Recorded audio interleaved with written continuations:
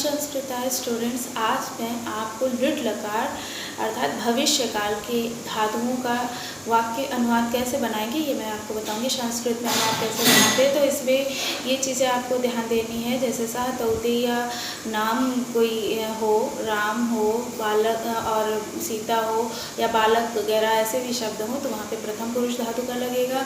अगर तुम यम यूयम युष्मत के शब्द होंगे तो वहाँ मध्यम पुरुष लगेगा धातु का। अगर अहम आम वयम होगा तो धातु का उत्तम पुरुष प्रयुक्त करेंगे। इसमें हमेशा उत्तम पुरुष प्रयुक्त करते हैं। बस ध्यान ये देना है कि कर्ता जिस वचन का होगा हमें क्रिया भी उसी ही वचन की लगानी है।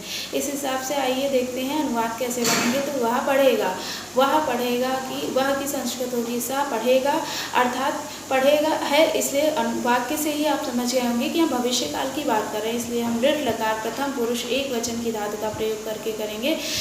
सह के साथ में पठिष्यत, वह पढ़ेगा, सह पठिष्यति, तो सह पठिष्यति और उसके बाद में वे दोनों पढ़ेंगे। वे दोनों की संस्कृत होती है तौ, पढ़ेंगे, इसलिए भविष्य काल और वो भी द्विवचन की क्रिया लेनी। पठ धातु लिट लकार द्विवचन में होता है पठिष्यता, तौ पठिष्यता, वे सब पढ़ेंगे। यहाँ बहुवचन की बात होगी, वे सब की संस्कृत होती है ते पठिस। और फिर साथ में हमें यह ध्यान देना है कि पठ धातु में लिट लकार बहुवचन में कौन सी धातु होती है तो पठिष्यन्ति होगी। तो ते पठिष्यन्ति यहाँ बनेगा वे सब का होगा, वे सब पढ़ेंगे की होगी संस्कृत ते पठिष्यन्ति। तो वह पढ़ेगा की संस्कृत होगी सह पठिष्यत, वे दोनों पढ़ेंगे की संस्कृत होगी तो पठिष्यता, वे सब पढ़ेंगे की संस्कृत होगी ते पठिष्यन्। इसी प्रकार मध्यम पुरुष में कैसे बनेंगे वाक्य ये भी मैं आपको बताती हूँ कि मध्यम पुरुष में बनाने जैसे कि तुम पढ़ोगे तो तुम की संस्कृत होती है तुम।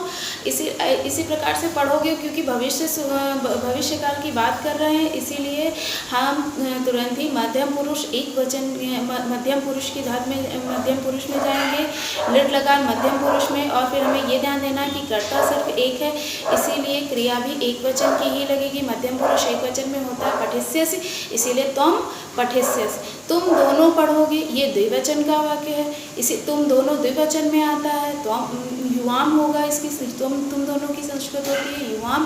फिर पढ़ोगे क्योंकि तुम दोनों है, इसीलिए क्रिया भी हम द्विवचन की ही लगाएंगे। मध्यम पुरुष द्विवचन में होता है पठिष्यथः, इसीलिए युवाम पठिष्यथः, तुम दोनों पढ़ोगे की संस्कृत होगी युवाम पठिष्यथः। तुम सब पढ़ोगे, तुम सबकी संस्कृत होती है यूयम, और इससे यूयम संस्कृत हो गई तुम सबकी। और फिर साथ में पढ़ोगे, इसलिए युष्मत बहुवचन का हम शब्द प्रयोग करेंगे। युष्मत में लिट लकार बहुवचन में होता है पठिष्यथ, इसलिए हम कह देंगे कि यूयम पठिष्यथ।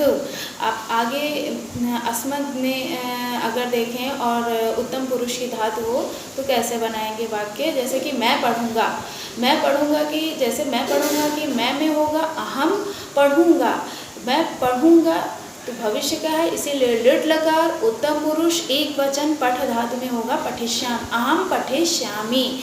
फिर हम दोनों पढ़ेंगे, हम दोनों की होती है आवाम, पढ़ेंगे भविष्य की बात है, इसलिए लिट लकार उत्तम पुरुष द्विवचन का रूप लगाएंगे यहाँ पे पठिष्यावः, आवाम पठिष्यावः, हम दोनों पढ़ेंगे की संस्कृत होगी आवाम पठिष्यावः।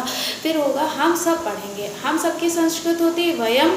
फिर हम सब पढ़ेंगे क्योंकि बहुवचन की बात कर रहे हैं, इसलिए क्रिया भी हम उत्तम पुरुष बहुवचन की प्रयुक्त करेंगे, पठिष्यामा होगी वहाँ पे, इसलिए हम सब पढ़ेंगे वयम पठिष्यामा।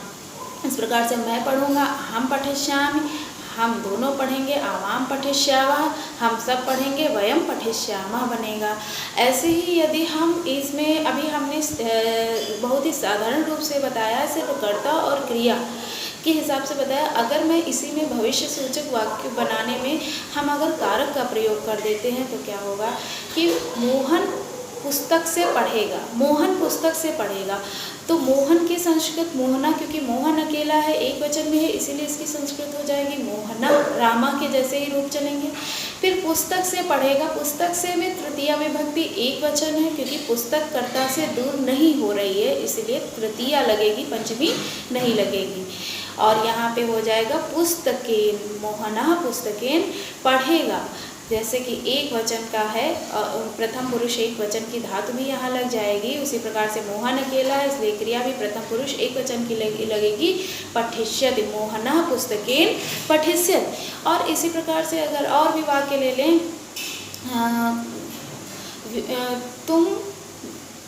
तुम कल बाजार जाओगे, तुम कल बाजार जाओगे। तो तुम की संस्कृत तो तुम लोगों को पता ही है कि तुम होती है, साथ में यहाँ पे कल की ध्यान देना। तो कल में होता है, कल दो प्रकार के होते हैं, एक तो बीता हुआ कल और एक आने वाला कल। तो बीते हुए कल की संस्कृत होती है ह्यः और आने वाले कल की संस्कृत होती है श्वः। और यहाँ पर आप लोग देख रहे हैं कि भविष्य की बात कर रहे हैं, इसलिए आने वाला ही कल होगा, इसलिए हम यहाँ पे श्वः की बात करते हैं, इसलिए त्वम श्वः। और बाजार की संस्कृत होती है आपणम, क्योंकि बाजार जाओगे यानी बाजार को जाओगे, इसलिए द्वितीय विभक्ति की बात है, इसलिए आपणम यहाँ हो जाएगा। त्वम शः आपणम। अब तुम है, तुम अकेला है, इसलिए क्रिया भी हम ध्यान देंगे, कारक जितना कुछ है हमें उससे मतलब नहीं कि कारक इतने लगा दिए हैं तो हम क्रिया भी और भी हम क्रिया में बढ़ा दें, बहुवचन कर दें, द्विवचन नहीं। ध्यान देना है कि कारक सिर्फ तुम, अकेला तुम ही था, इसलिए क्रिया भी एक ही वचन की लगेगी।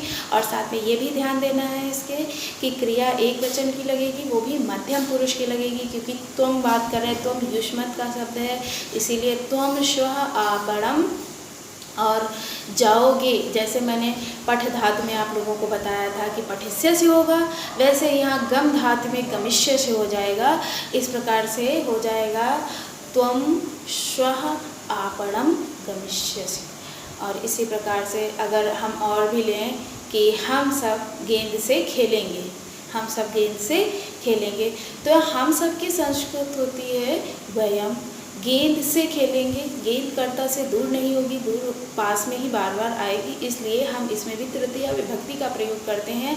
वयम कंदुकेन खेलेंगे, खेलेंगे की संस्कृत अगर हम देखें तो क्रीड धातु चलती है, खेलने में क्रीड धातु होती है। और यहाँ पे ध्यान ये देना है कि क्रीड धातु का यहाँ पे आपको प्रयोग कौन सा पुरुष करना है, क्योंकि यहाँ अहम की बात, अस्मत् की बात हो रही है, और अस्मत् में उत्तम पुरुष लगाएंगे तो यहाँ पे हम सब, और अस्मत् में उत्तम पुरुष में भी वचन कौन सा लगना है, क्योंकि हम सब की बात हो रही है, इसीलिए हम सब में बहुवचन है।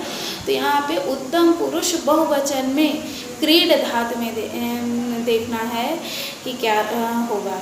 तो अगर हमने वहाँ पे आप लोगों को पठिष्यामः बताया था, वैसे ही क्रीडिष्यामः हो जाएगा यहाँ पे, वयम कंदुकेन क्रीडिष्यामः।